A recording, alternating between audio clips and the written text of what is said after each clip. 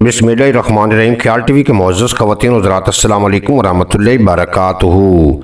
मैं हूं आपका दोस्त मोहम्मद अली खिज़र। आज की इस वीडियो में लाजवंती शर्मीली बूटी के लाजवंती को छुई मुई के फूल या शर्मीली बूटी भी कहा जाता है। ये एक बारीक पत्तों की शक्ल की होती है और इसकी तासीर ठंडी या फिर मोतदिल होती है। ये जड़ी बूटी आपके लिए कितनी फायदेमंद है और इसका इस्तेमाल किस तरह किया जाता है, आइए आज की वीडियो में हम आपको बताते हैं। लाजवंती को पानी में भगोने से ये जम जाती है और रबड़ की शक्ल अख्तियार कर जाती है। इसका इस्तेमाल हैरत अंगेज नताइज देता है। इसका मुख्तलिफ इस्तेमाल और हैरत अंगेज फवायद आज की वीडियो में जानकर आप हैरान रह जाएंगे। जिन लोगों को अंदरूनी तौर पर शदीद गर्मी महसूस होती है, जिस्म गर्म रहता है और पसीना ज्यादा आता है और हर वक्त बुखार सा महसूस होता है, ऐसे लोगों के लिए लाजवंती का इस्तेमाल बेहद फायदेमंद है। इसके इस्तेमाल से जिस्म की अंदरूनी गर्मी से निजात मिलती है। जिन लोगों को कमजोरी महसूस होती है, कुछ काम करने का दिल नहीं करता और थकावट का जल्द शिकार हो जाते हैं, ऐसे लोगों के लिए लाजवंती का इस्तेमाल बेहद फायदेमंद है।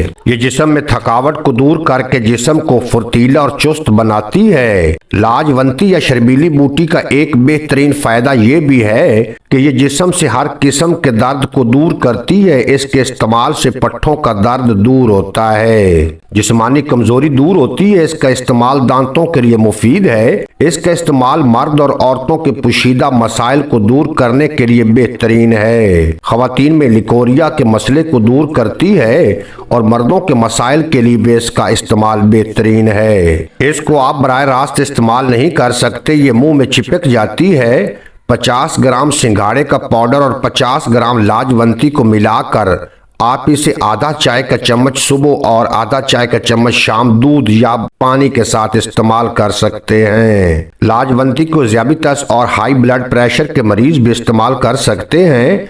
ये मर्दों और औरतों के लिए यकसा मुफीद है। उम्मीद है आज की ये मुख्तसर वीडियो आपको पसंद आएगी। अगर वीडियो पसंद आई हो तो चैनल को सब्सक्राइब फरमाएं और बेल नोटिफिकेशन को प्रेस करें ताकि मुस्तकबिल में अपलोड होने वाली तमाम वीडियो बर वक्त आप तक पहुंचती रहे।